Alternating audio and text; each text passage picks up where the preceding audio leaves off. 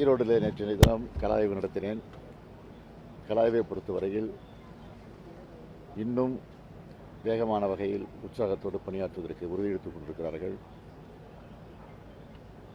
வரக்கூடிய 2026 நாடாளுமன்ற சட்டமன்ற தேர்தலில் 200 என்ற இலக்கை நாங்கள் வைத்திருக்கிறோம்.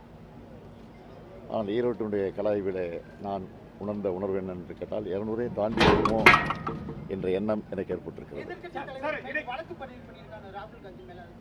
என்னங்க, அதை சட்டப்படியாக சந்திப்பார்.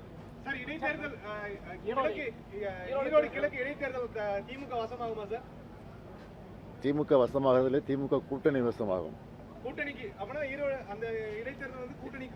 ஏற்கனவே இந்தியா கூட்டணியில திமுக அங்கே வைக்கிறது. எனவே இந்தியா கூட்டணியுடைய வசமாகும். மீண்டும் காங்கிரஸ் வாய்ப்பு சார்? மீண்டும் அது முறையாக அவருடன் கலந்து பேசி முடிவெடுத்து அறிவிப்போம்.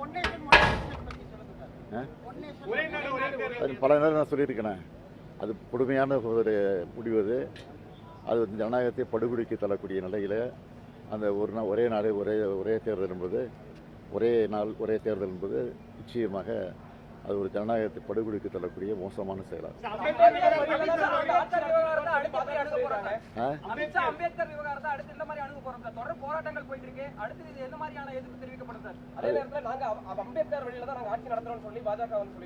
இந்தியா கூட்டணியுடைய கட்சி தலைவரை கலந்து ஆலோசித்து அது குறித்து முடிவெடுத்து அறிவிக்கும். நல்லா பாக்குறேன்.